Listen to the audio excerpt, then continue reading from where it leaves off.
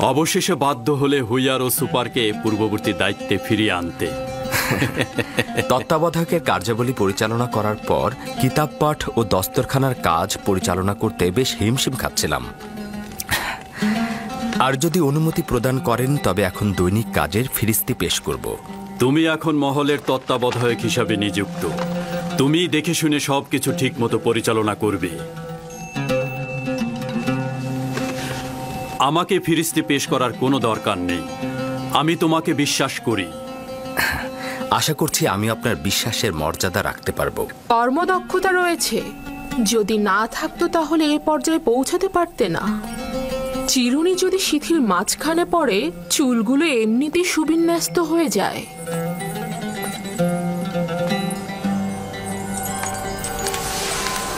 ইউজারশিফও রাজমহলের চিরুনি, বিশ্বস্তও বটে। আজব ব্যাপার।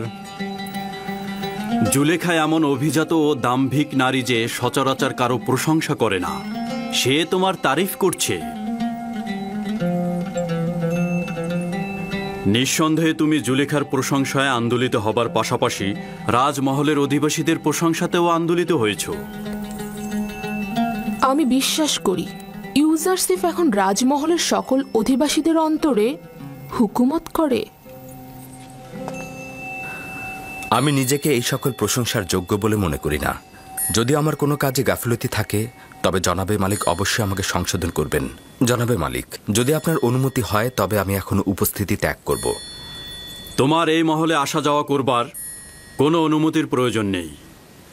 তোমার যখন দরকার হবে যেতে পারবে, যখন দরকার হবে আসতে পারবে। শুক্রিয়া জনাবে মালিক।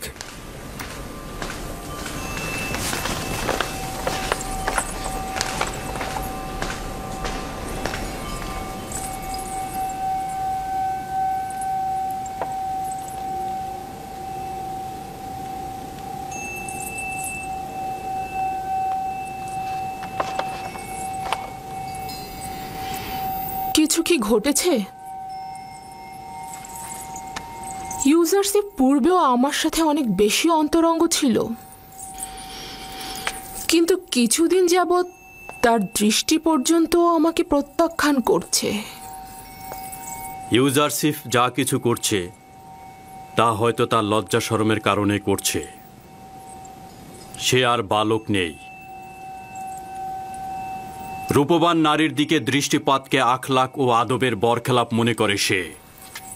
আমি তার এই আচরণকে অবজ্ঞা হিসেবে গ্রহণ করছি। সে হয়তো ভয় পাচ্ছে যে জুলেখার মায়াবী চোখের চাহনিতে সে প্রণয়াসক্ত হয়ে যাবে। আপনি সর্বদা সবকিছুকেই ঠাট্টা হিসেবে নিয়ে থাকেন। আমি সত্যি বলেছি। রূপসীদের তীক্ষ্ণ দৃষ্টি থেকে সাবধান থাকা উচিত।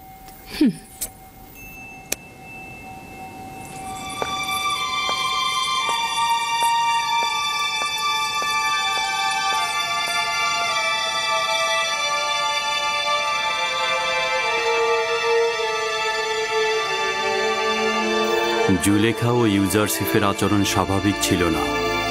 এমন কিছু কি হয়েছে যা আমি জানি না?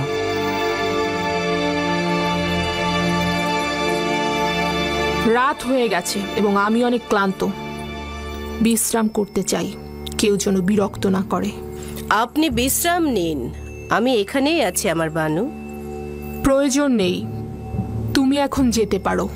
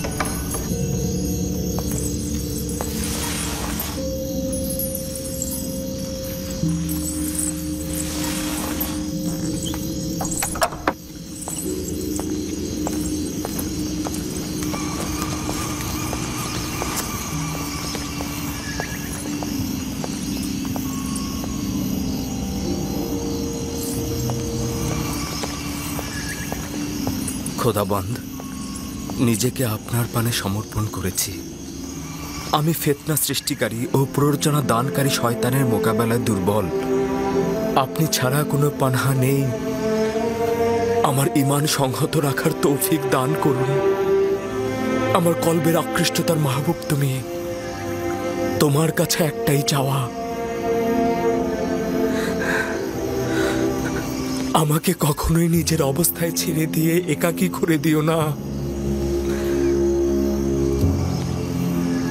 হে পরওয়ারদিগার, এমন যেন না হয় আমি কোনো চক্রান্তের জালে বন্দী হয়ে যাই এবং তখন আমার কোনো সাহায্যকারী না থাকে।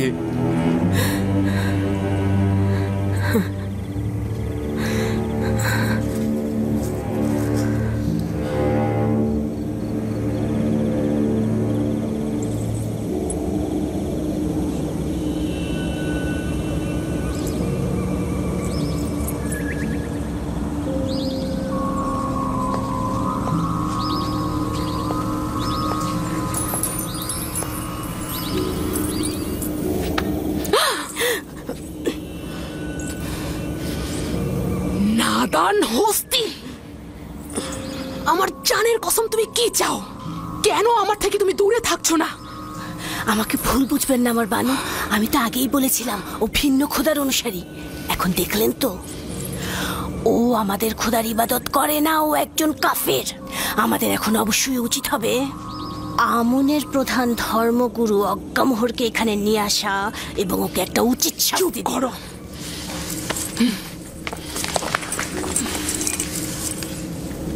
যদি ইউজারসিফের ঈমান নিয়ে একটি কথাও প্রকাশ করো, যদি তার উপরে কোনো বিপদ নেমে আসে, তাহলে তোমার জান আমি নিয়ে নেব। ইউজারসিফকে আমি জীবিত অবস্থায় চাই, তার ঈমান নিয়ে আমার কোনো কাজ নেই, বুঝতে পেরেছো?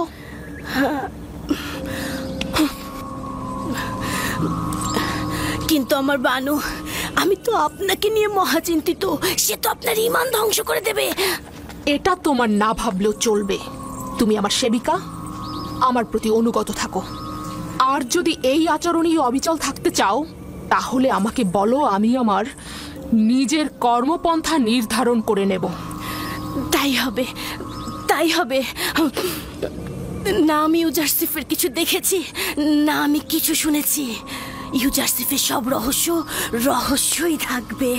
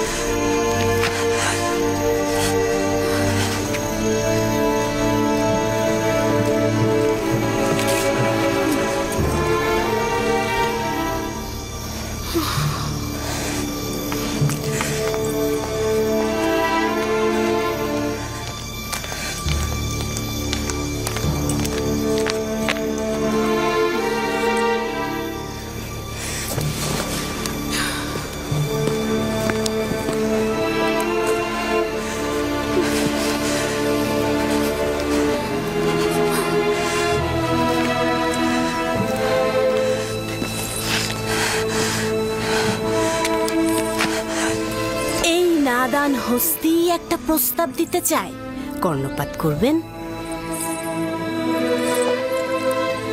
আমার বানু, কেন ইউজারসিফের মতো নিজের খোদার নিকট আপনি পানাহা চাইছেন না?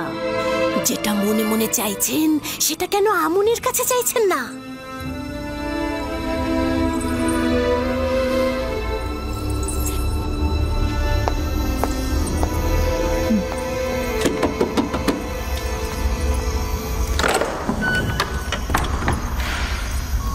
দরুদ মহান বানু। এই গভীর রাতে কি মনে করে? ইবাদতের জন্য এসেছি।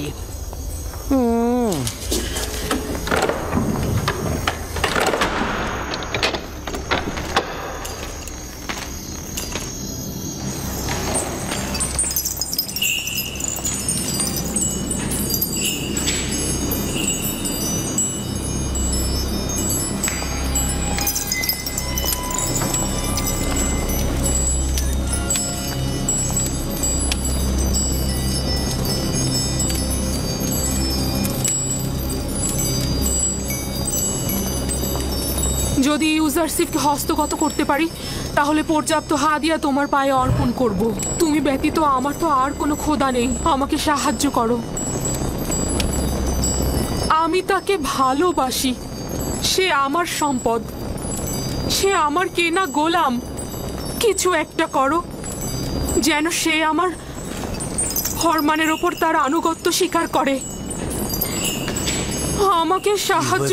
সম্মানিত বানু, এই গভীর রজনীতে আমন তো ঘুমিয়ে আছেন, তাই বলছিলাম যে এত রাতে আমন খোদাকে বিরক্ত করা ঠিক হবে না আমার বানু।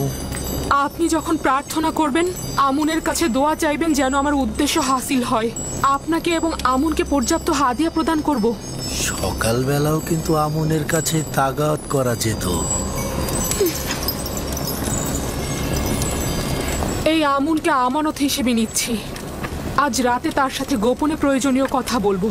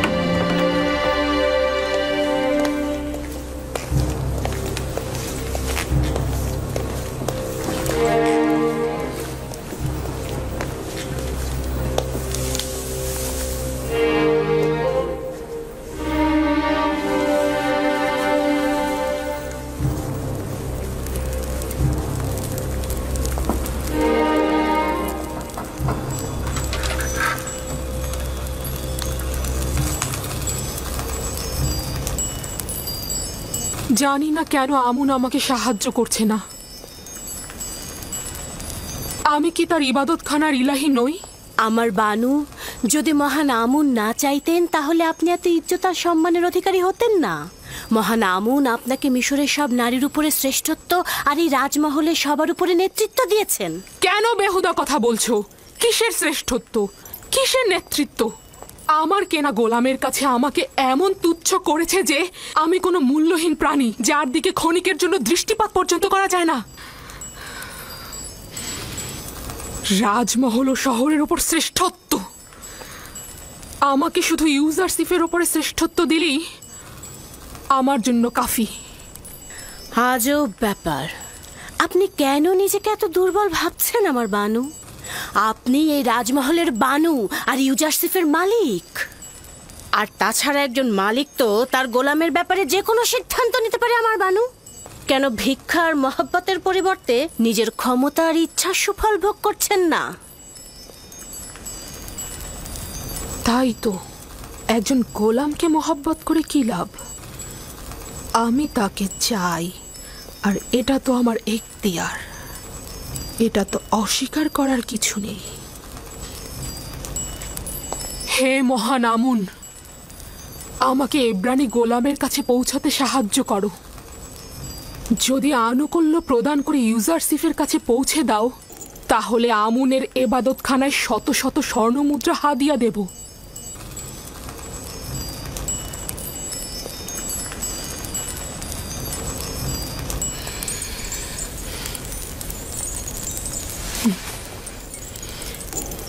এই কামরাকে সর্বোত্তম উপায়ে সজ্জিত করো, তারপর আমাকে খবর দাও।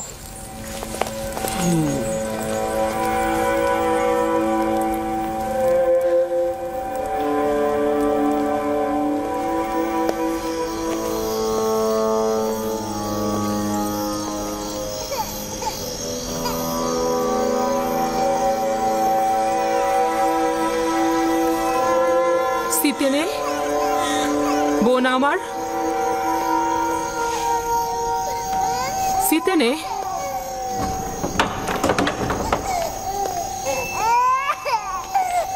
কিসেনের কান্না কি আপনাকে বিরক্ত করছে বানু? না, ওর কান্না শুনেই আমি তোমার কাছে এসেছি। ও ওর কি হয়েছে? ও এভাবে অস্থির হয়ে কাঁদছে কেন? জানি না বানু, ওর পেট তো ভরা আছে, কাপড়ও পরিষ্কার, কিন্তু কেন কাঁদছে বুঝতে পারছি না। তবে আজব কি জানেন, সেদিনও কিসেন এরকম কান্না করছিল, ইউজারসেফ এসে কোলে নেওয়াতে কান্না থেমে গেল। অদ্ভুত না? ইউজারসেফের আদর সকলকে শান্তি প্রদান করে। জানে আপনি এত রাতে এখানে কি করছেন? হয়তো আমারও কিসেনের মতো ঘুম ভেঙে গেছে।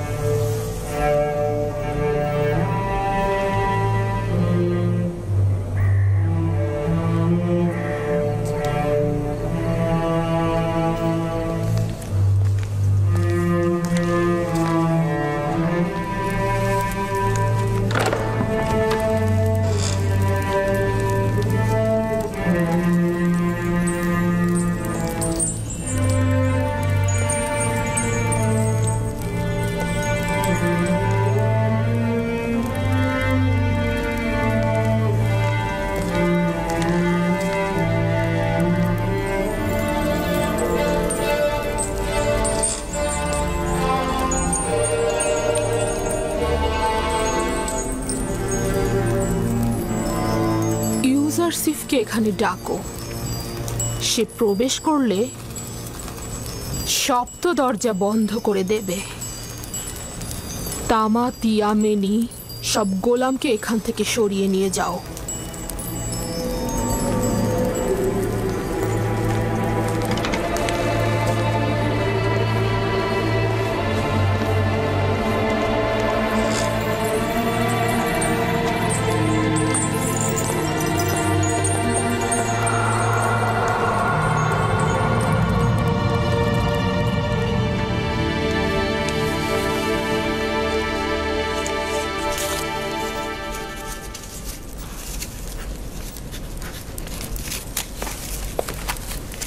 বানু জুলেখা আপনাকে তলব করেছেন।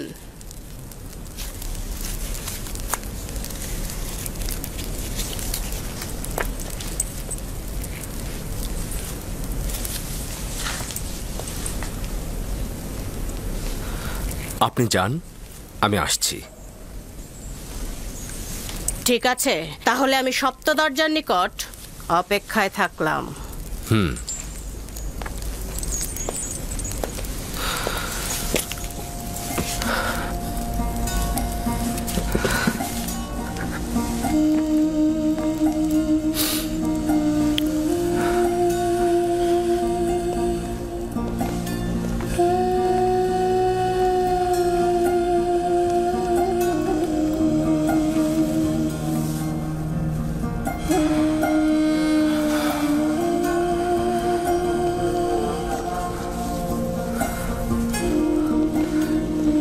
হে খোদা,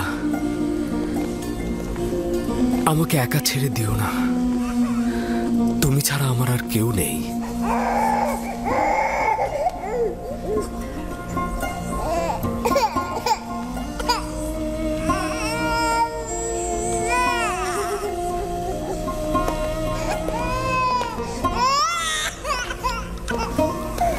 কি ব্যাপার সিতেনে?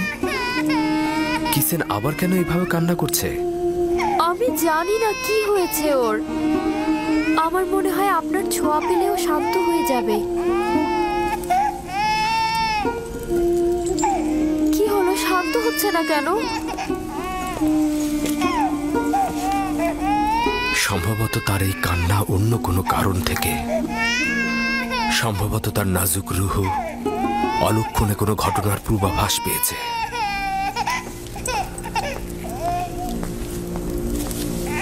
অলক্ষণে ঘটনা? কিসের ইঙ্গিত করে গেল? কিসেন কি তাহলে সেই কারণেই কান্না করে যাচ্ছে?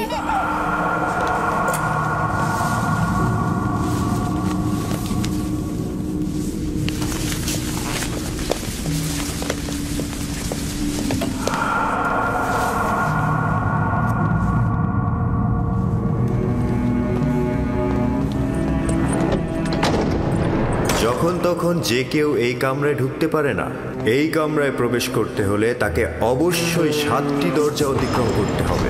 এই 7টি দরজা শক্তভাবে তালাবদ্ধ থাকে, আর তালাবদ্ধ অবস্থায় যে কেউ চাইলেই সেখানে প্রবেশ বা বাহির হতে পারে না। আর এই দরজাগুলোর চাবি শুধুমাত্র বানু জুলেখার কাছেই সংরক্ষিত থাকে।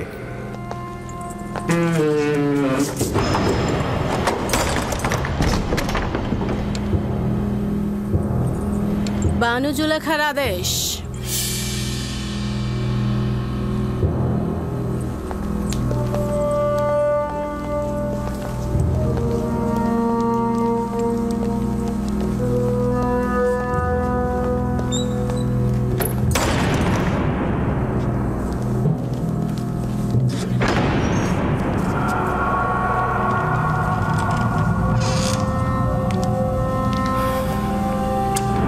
দরুদ বানু জুলেখা।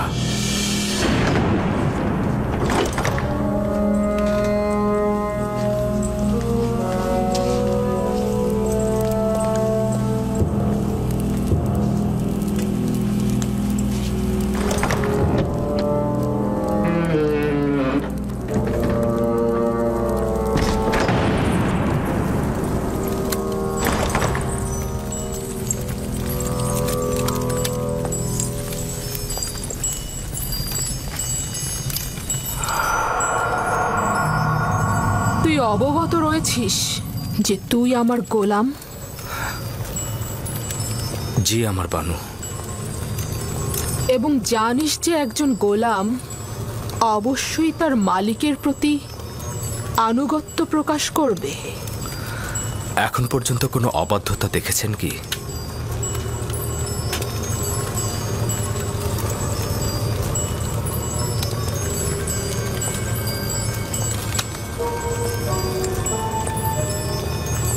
আজকেও তাহলে তুই আমার আনুগত্য পোষণ করবি?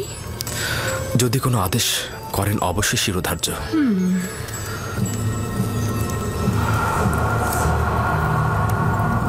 আজকে আমি নিজেকে তোর জন্য প্রস্তুত করেছি। খোদা তোমার কাছে পানা চাই।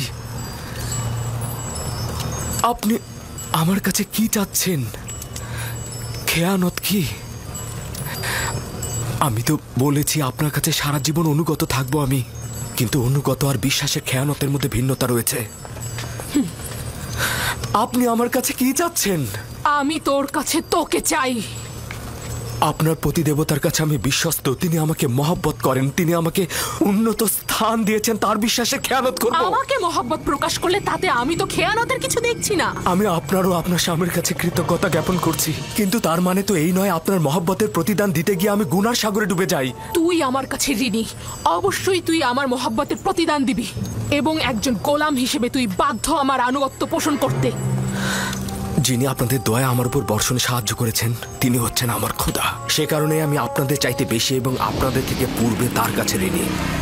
আমি নিজেকে ইজ্জতের তুঙ্গ থেকে তুচ্ছ অবস্থানে নিয়ে এসেছি যাতে তোকে হস্তগত করতে পারি। আমি অধিকার ছাড়বো না।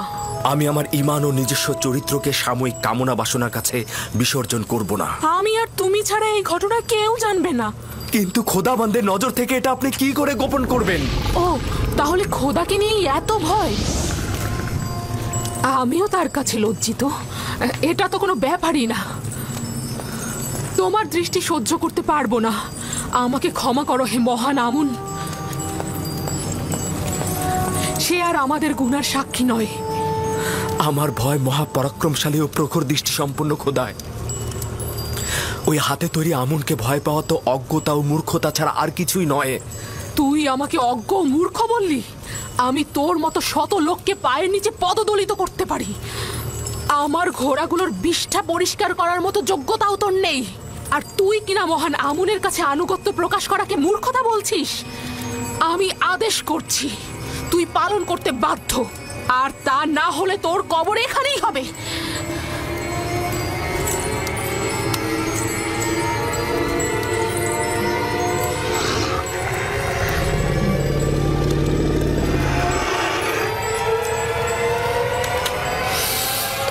আপনার ফরমান তো আমি ততক্ষণই মানব যতক্ষণ আমার একাত্মবাদী খোদার ফরমানে কোনো ক্ষতি না হয়।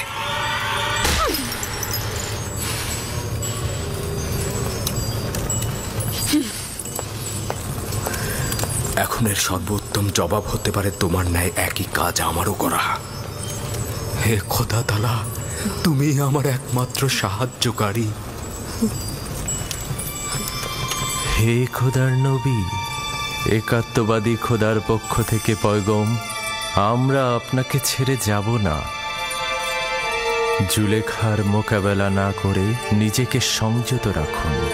সে শয়তান দ্বারা পরিচালিত হচ্ছে। যেহেতু ইউসুফ তার কামনার প্রতি আনুগত্য করছে না, তাই সে জবরদস্তির আশ্রয় নিয়েছে। সে ক্রমাগত কৌশল করে যাচ্ছে। এটা শয়তানেরই ফাঁদ। পেছনের দরজা দিয়ে প্রস্থান করুন।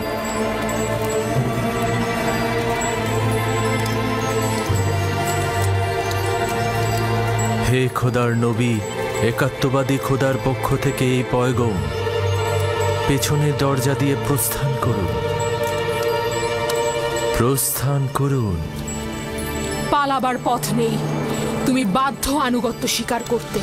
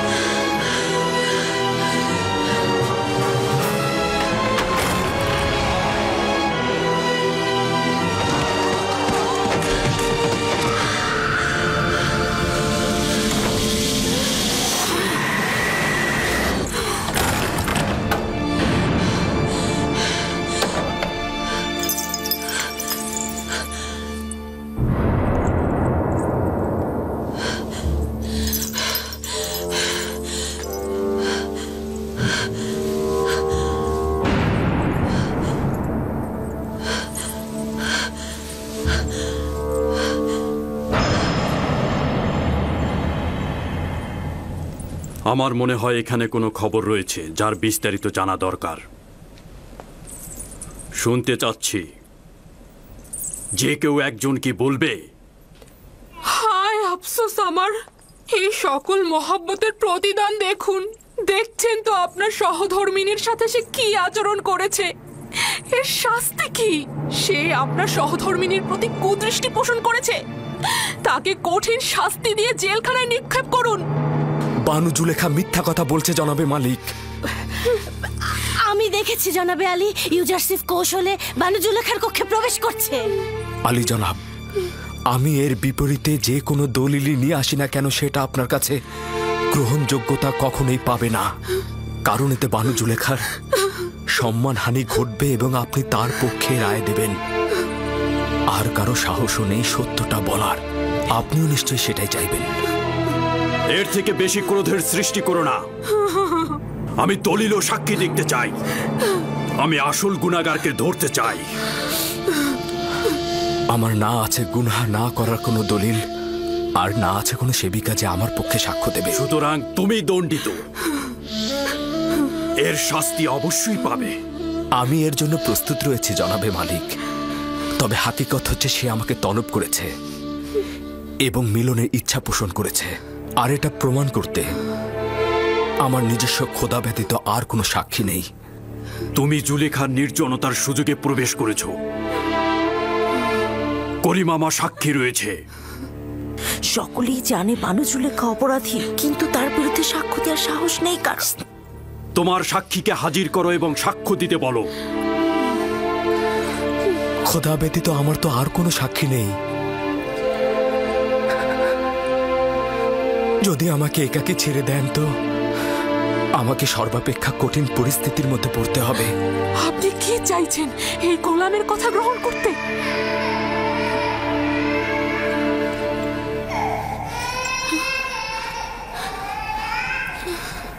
যদি নিজেকে নিষ্পাপ প্রমাণ করতে না পারো তাহলে এই মুহূর্তে প্রাণ বিসর্জন দেওয়ার জন্য প্রস্তুত হও। জনাবে আলী, আমি নিজে দেখেছি ইউজারসিফ রাজমহলের দিকে আসছিল। আসবার পথে সে বাচ্চাটির সঙ্গে খেলা করে এবং তারপর কৌশলে এই সপ্ত দরজা দিয়ে ঢুকে একটা একটা করে দরজা বন্ধ করছিল। আমি নিজের কক্ষে বিশ্রামরত অবস্থায় ছিলাম।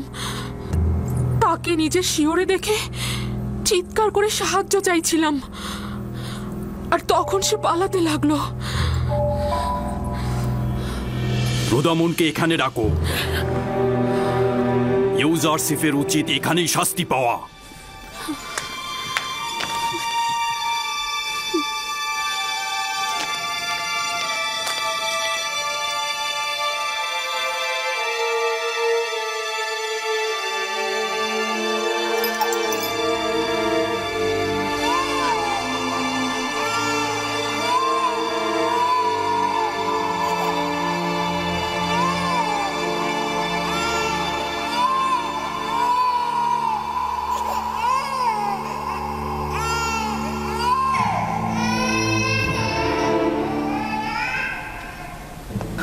আমার সাক্ষী আছে।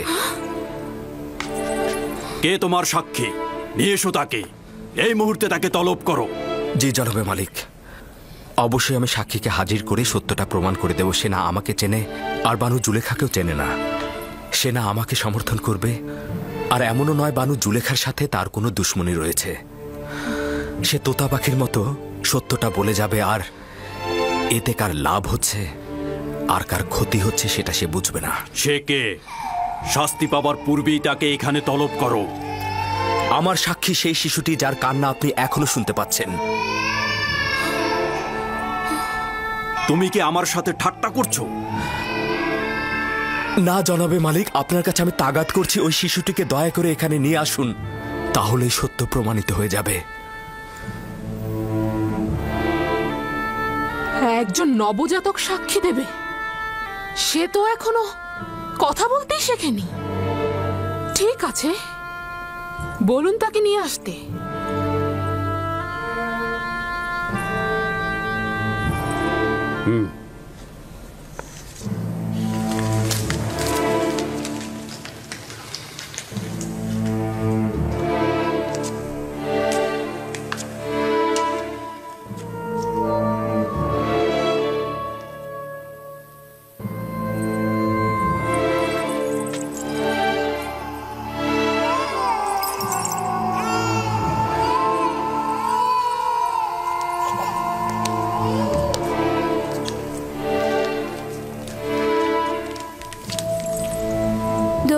জনাব পুতিফার, সে আমার ফুফাতো বোন সিতেনে এবং তার সন্তান কিসেন। বলো তাকে সাক্ষী দিতে। কিসেনের কথা বলো। যা তোমাকে খোদাতালা শিক্ষা দিয়েছে তা তুমি এখানে বলো।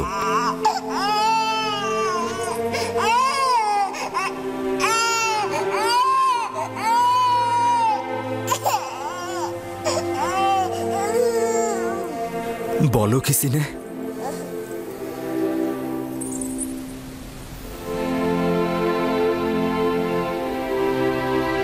একাত্মবাদী খোদার ফরমানে তার একটি বাক্য বলবো। পিরান সামনের দিক থেকে ছেঁড়া থাকলে জুলেখা নিষ্পাপ, ইউসুফ গুনাহগার।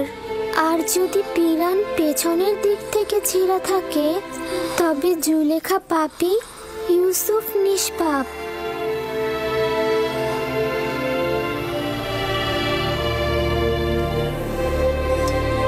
তুমি কি করে কথা বললে লক্ষ্মী সোনা আমার?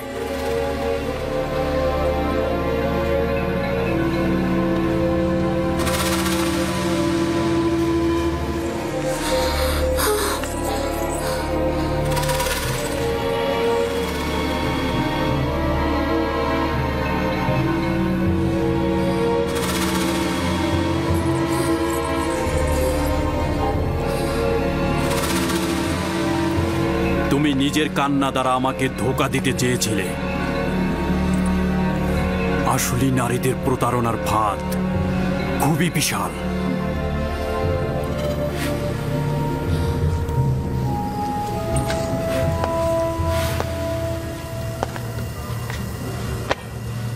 আমি যে অপবাদ তোমাকে দিয়েছি তার জন্য ক্ষমা চাচ্ছি। আশা করছি আমাকে আর জুলেখাকে ক্ষমা করবে এবং এই ঘটনা সব সময়ের জন্য গোপন রাখবে।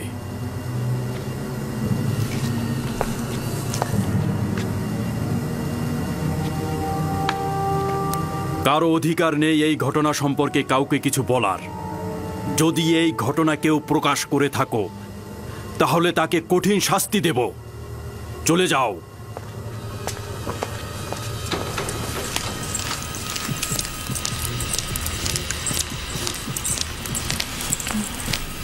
কি ঘটলো আমি তো কিছুই বুঝলাম না।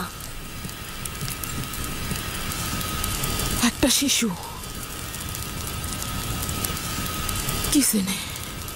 সিতেনের সন্তান, সে কথা বলেছে এবং সবকিছু প্রকাশ করেছে। একজন নবজাতক শিশু কি করে কথা বলতে পারে? কিন্তু সে তো বলল। কিন্তু কিন্তু এটা কি করে সম্ভব? আমি জানি না। ইউজারশিপ তাকে বলতে বলল এবং সে সব সত্যি সত্যি বলে দিল। অবাক করার বিষয় হলো শিশুটি একত্ববাদী খোদার নাম করে কথা বলা শুরু করে দিল। এটা জাদু। যদি বাচ্চাটি কথা বলেও থাকে তার জাদু ব্যতীত আর কিছু না। ইউজারশিপকে যা দেখছেন সে আসলে তা নয়, সে জাদুকর। সে বাচ্চাটাকেও জাদু করে ফেলেছে। আমার বিপক্ষে কারো সাক্ষী দেওয়ার সাহসী ছিল না, শুধুমাত্র শিশুটি। বানু, সে জাদুকর। সে জাদুকর এবং সে সবাইকে জাদু করে ফেলেছে। আমি বন্ধ করো কারি মামা।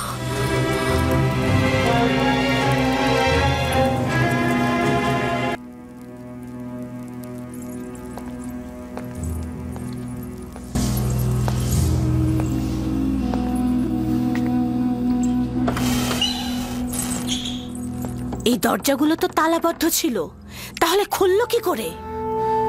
আমিও বুঝতে পারছি না। সে দরজাগুলোতে স্পর্শও করেনি, কিন্তু দরজাগুলো খুলে গেল। তাহলে ভেবে দেখুন, আমি এমনি কি তাকে জাদুকর বলেছি? জাদুকর নয়, আমি বালক বয়স থেকে তাকে বড় করেছি। সে কোনোদিন কোনো জাদুকরের কাছে গিয়ে জাদু শেখেনি। তাহলে এই দরজা আর ওই বাচ্চাটি?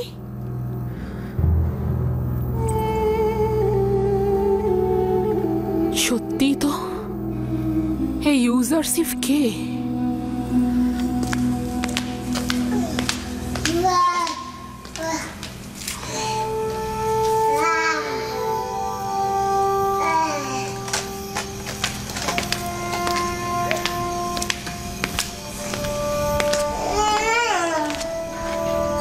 সিতেনে,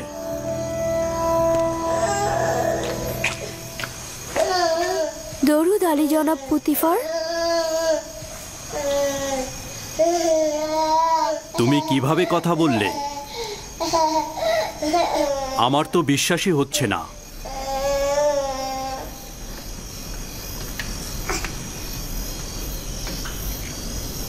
তুমি এখানে কি করছো?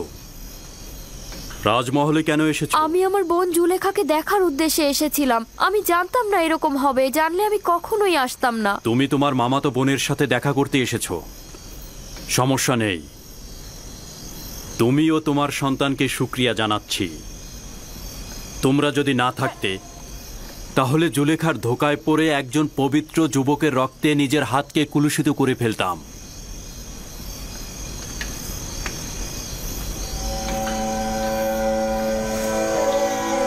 আমি তো বুঝতেই পারছি না তুমি কি করে কথা বললে। জানো না জুলেখার কি হাল হয়েছিল? 6 মাস বয়সে শিশু কথা বলেছে? আমি নিজের কানে শুনেছি।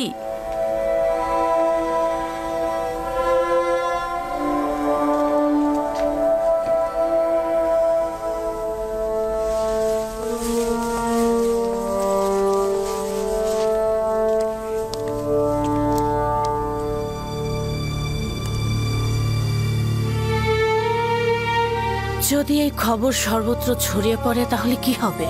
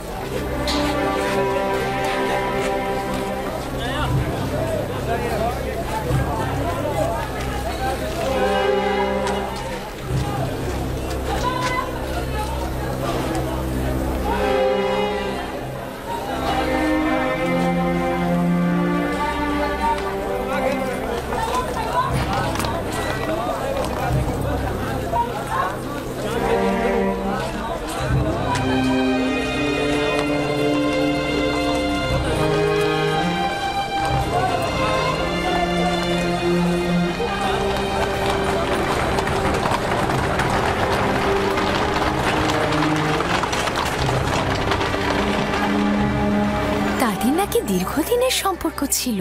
রাজমহলের ঘটনার সাক্ষী তো আমি নিজেই। যখন ইউজারসিফের কথা জিজ্ঞেস করলাম তখন জুলেখা অসন্তুষ্ট হয়ে মেহমানদের ত্যাগ করে চলে গেল। শহরের সর্বত্র এ সম্পর্কে কথা হচ্ছে। সে তো দাম্ভিকতা আর অহংকারের বলে মানুষকে সবসময় অবহেলা করেছে, আর এখন কিনা একটা গোলামের সাথে প্রেম করছে। ঠিক তাই মিশরের প্রধান সেনাপতি পুতিফারের স্ত্রী জুলেখা নিজেকে একজন গোলামের কাছে সমর্পণ করেছেন, যার পূর্ব পরিচয় একজন ভেড়ার রাখাল। কি ভেড়ার রাখালের সাথে? তাহলে তো অবশ্যই প্রধান খাদেম মক্কা মোহরকে বিষয়টা জানানো উচিত।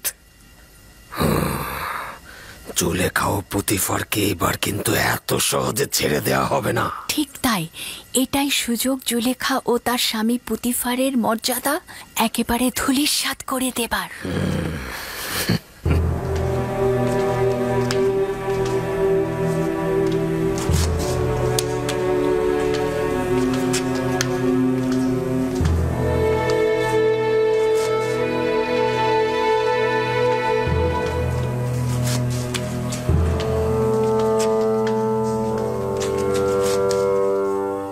তোমাকে বলেছিলাম আমি কিছু সময় একা থাকবো, চলে যাও এখান থেকে।